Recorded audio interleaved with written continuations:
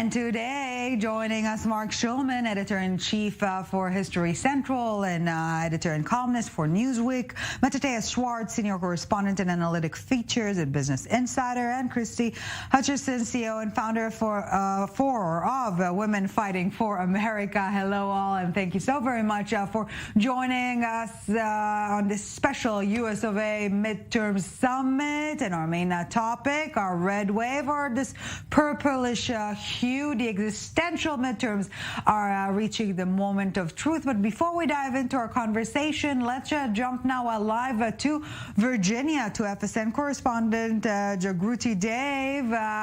What's the view from the Hill at this point of the day?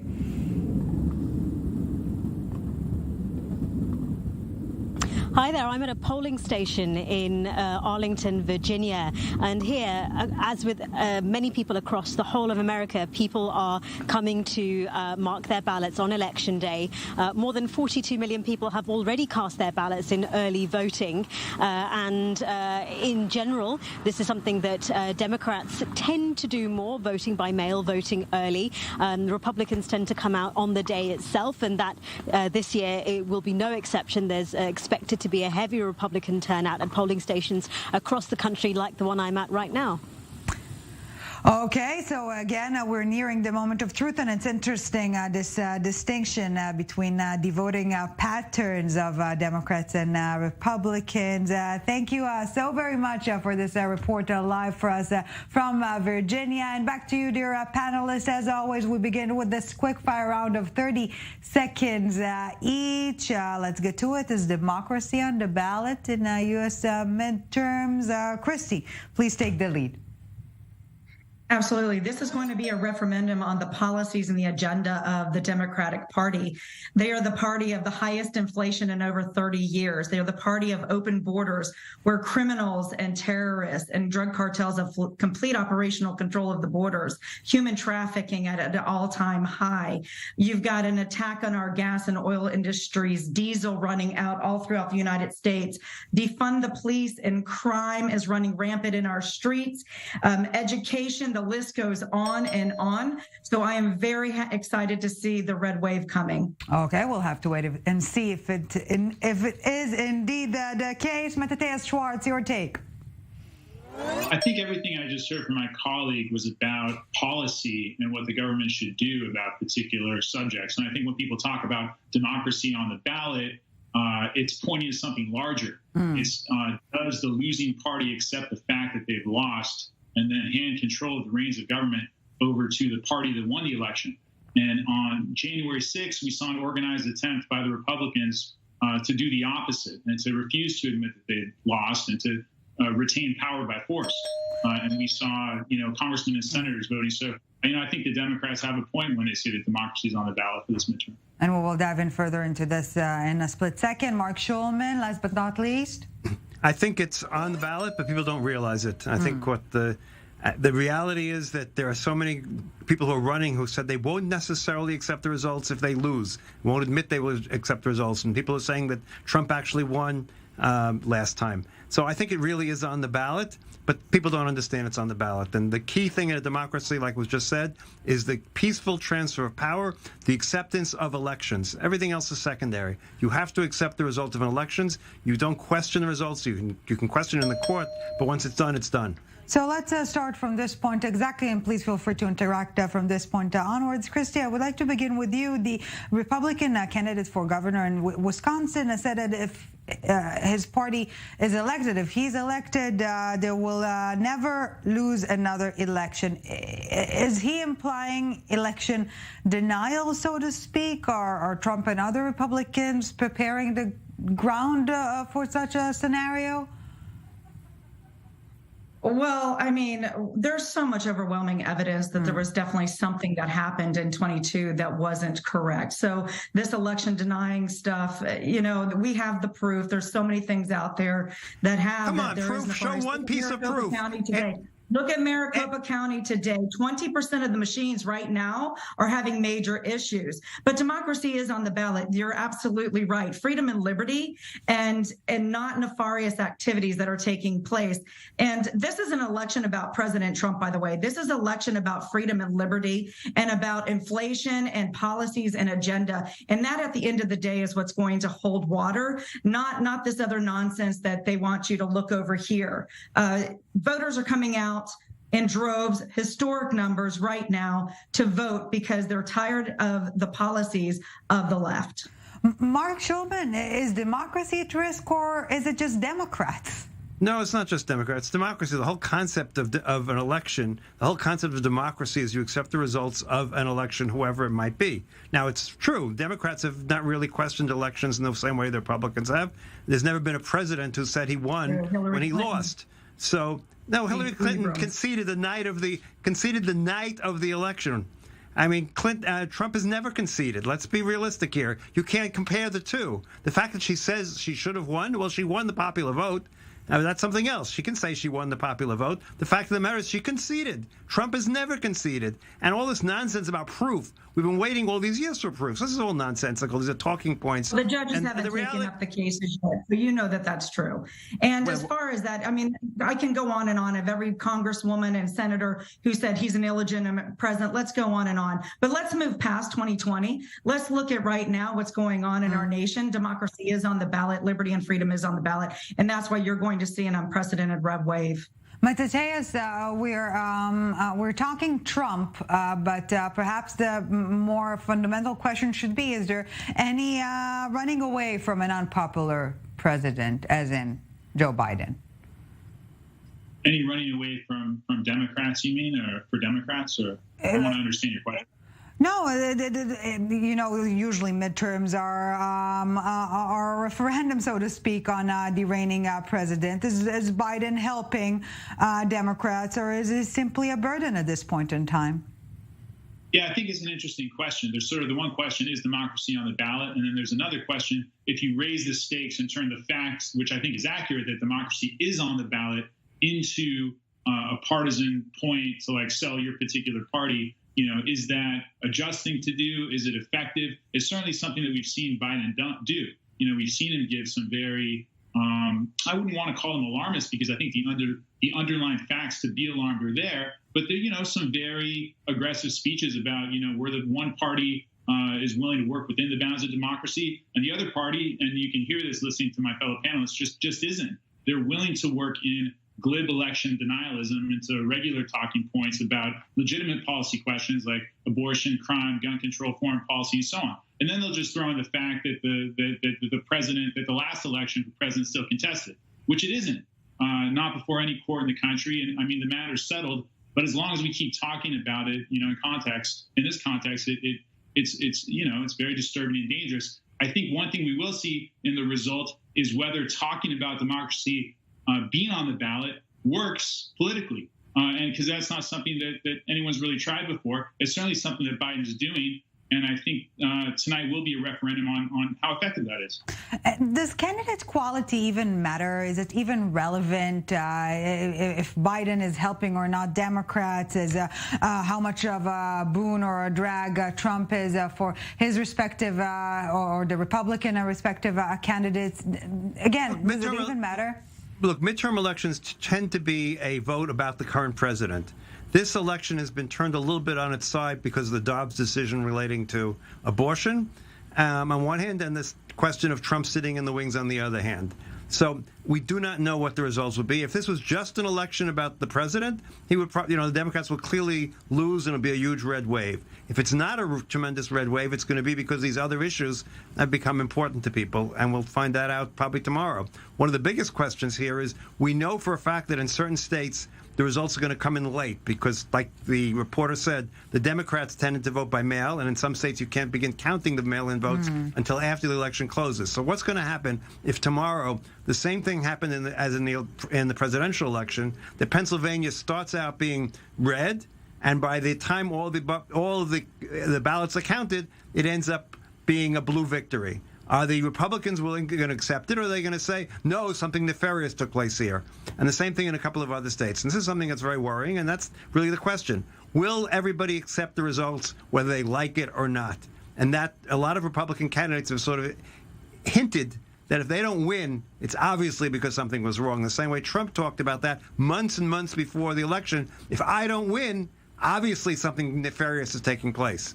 And that's really when they question of whether democracy. Stacey Abrams, right? Mark, you know that Stacey Abrams right now is already trying to plant the seed that, there's been a voter suppression. Fetterman has already filed in courts. This is a nonsense narrative. And we need to move beyond this, because this is not about whether or not there's going to be free, fair elections, because at the end of the day, we already know that there's already some things that are going in the works, but we're going to make sure that that is a free, fair election. This is going to be a red wave because of the policies and the agenda of the left, and to say that the Republicans will not, that somehow we're going to be election deniers. This is false narrative. The Democratic Party has constantly, constantly have said that rhetoric as well. This is going to be a red wave. Democracy is on the ballot, and freedom will win out in 2022, this election cycle. And it's because of inflation, because of crime, because of defund the police, because of the education. We could go on and on about the policies. On and on. Inflation is what's the cause of inflation? I'm curious. What do you think the cause of inflation is? There's greater inflation in Europe. There's greater inflation in most of the world. Policies of Biden. At an all-historic high. Which policies of Biden exactly? Put food on the tables. Which policies of Biden? Put food on their table. I know you have talking points, but which policies? How they're going to put gas in their cars, and it's because of the policies of this administration. Make no mistake. Excuse me. The United States is the biggest exporter now of oil in its history. It's not because of any policies of Biden. It's because of a war in Ukraine. Not true. We used to be. No, that we is are not now. True. No, you're not our wrong. Enemies. We have the highest export at this point of every time in history. We're using our oil reserves. This is not true.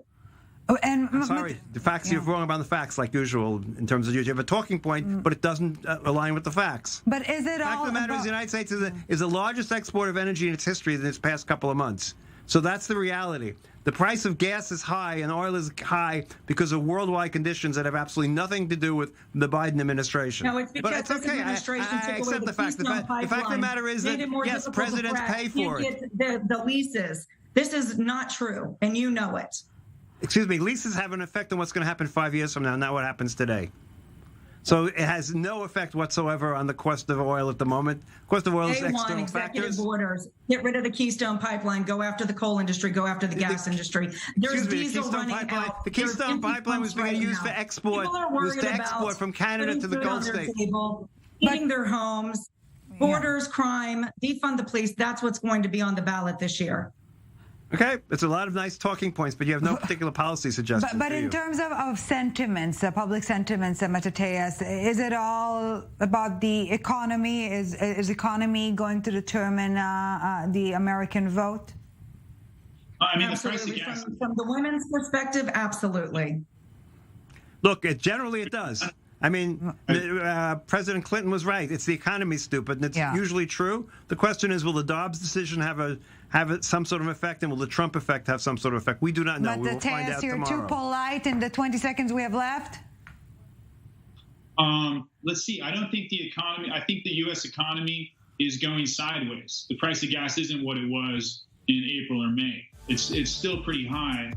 There's also very high employment. It's pretty easy to get jobs. So there's things that are bad about the economy and things that are good. Okay, we're putting a stop right here, but we're continuing right after the break because we have so much more to unpack. Welcome back to the summit. Still with us, Christie, Hutcherson, Mattathias, Schwartz, and Marc Schulman. Thank you very much for staying with us. We're also, of course, staying on topic. But before we dive back into the conversation, let's take a listen to the latest from former U.S. President, perhaps soon to be presidential hopeful, Donald Trump.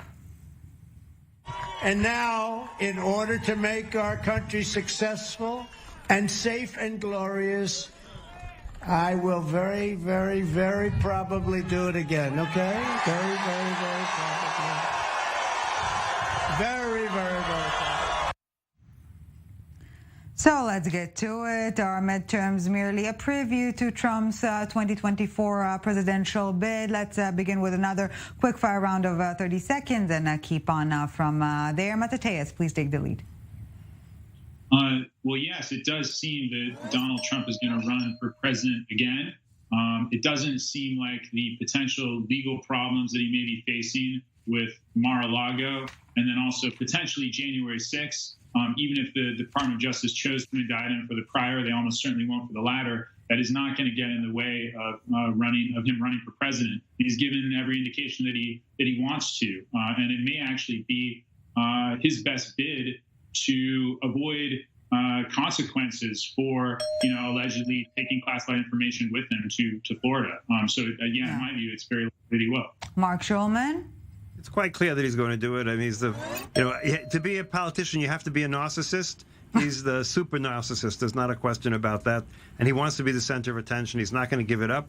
And there's the die-hard 30% of American people just love the man for reasons that are hard for me to understand, but they do. And so he has a base of 30%. Can he get beyond that base? And can he actually win the presidency again? We'll have to see. But, I would hope it's not going to be Trump versus Biden. America's was built by the youth. Americans like young presidents. We're not heading that way, it looks like. Christie, your thoughts? Well, it's probably, yes, that President Trump will probably run again. But again, I don't believe that the midterms are anything to do with what's going to happen, whether Trump runs in 24 or not. Again, it's going to be based on, and the judgment will be on the policies of the current president, and that is President Biden. Again, the rhetoric of January 6th, and, every president has brought back classified documents to their home. The president can declassify anything they want to. So I would prefer just to keep our focus on what's going on today. And speaking of January 6th, and I do want to address the Trump campaign for a tiny bit longer. Is the January 6th committee the best possible campaign for Trump, Marc Schulman? I mean, to some extent, he plays the role of a martyr very well. I mean, so there's no question he likes to be the martyr. I mean, it's quite interesting. The January 6th committee was incredibly compelling, and yet it did not move the needle one bit in terms of the American people. Nobody on the other side of the spectrum who supports Donald Trump doesn't support him after hearing all the evidence. So it works very well in his favor up to a point. Again, that up to a point is the question whether it can take him to the presidency again, or he'll never reach the presidency again because he only has 30, 35, 40% support, and beyond that, people dislike him, to say the least. And Mattathias, there's a lot of talk about Latino voters and generally minorities shifting to the right, to the Republican Party. Why are they drifting away from Democrats? What is the Democrats doing wrong? Let's put it that way. Democrats haven't delivered on combating rising inequality, or if they have, to the extent they have, they've only done so at the edges. That's one reason that they've, I think, lost the white working class to a large extent, and it's also they are not delivering for their core constituencies all the time economically, from other races, and I think the classic GOP pitch. You've got to go do it yourself. As frustrating and unfair as that is, it's actually a more accurate description of how American society works now. So it's frankly not surprising to me. And Christie, how do you see it? What's the big Republican appeal to the minority vote? Let's put it that way. Well, I can tell you right now, unequivocally, it has to do with the borders. I've spent 2 years down at the borders, all 3,000 miles of southern border and into the northern borders. And I've been a huge advocate for human trafficking and the atrocities from a humanitarian perspective that's taken place to the Latino community. So that is a huge reason why they're shifting to the right into the Republican Party. The other thing is the labor trade, right? They're coming over here for a better way, for better wages. And under the policies of this administration with open borders, with cartels, it makes it impossible. So they are going to shift to the right due to the policies of the Biden administration and because of open borders and also because of the labor trade.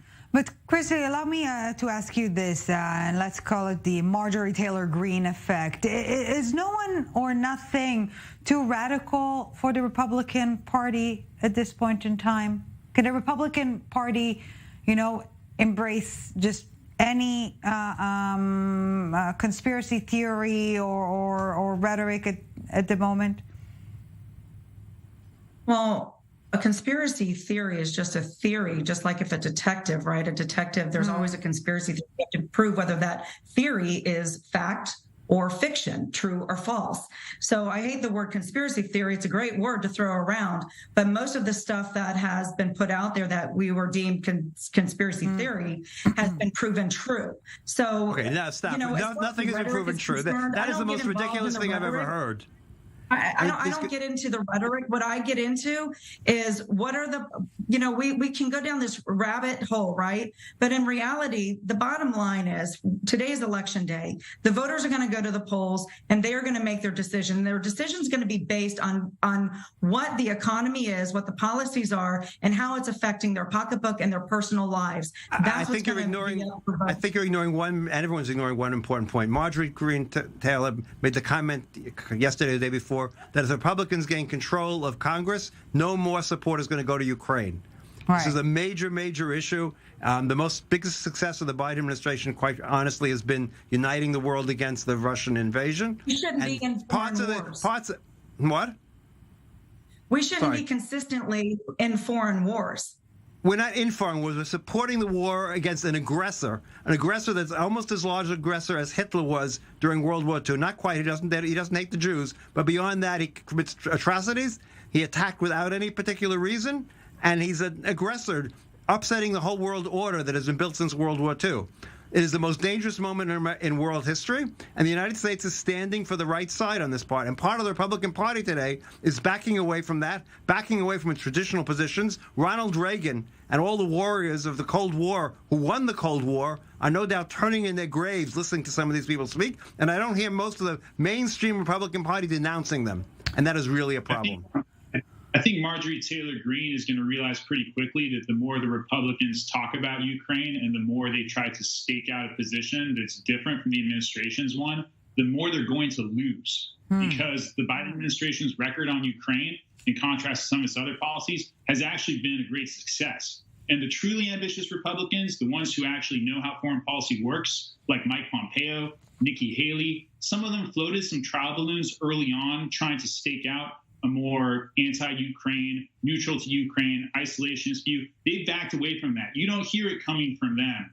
And I think Republicans in Congress are going to realize very quickly if they take power that if they, diverge from the what the Biden administration has done on Ukraine, which has been a very, strong, stalwart approach at a, manageable cost for the U.S. public, they're just going to lose and alienate their own voters. So I think they'll find some other things to talk about where they may find more success. I can tell you right now, there is a current active talks going on between Russia and Ukraine, and Biden, and I know this for a fact, that Biden will not come to the table with this administration for a ceasefire. And as a tax-paying citizen of the United States of America, what I would like to have is complete accountability and transparency of where all our billions of dollars are going, because this is something I do know about. Again, I just got back from being overseas, being in the EU Parliament and talking to some world leaders. And I can tell you, we need to make sure that we have full accountability. And no, I do not think Ukraine is on the American voters' mind right now today.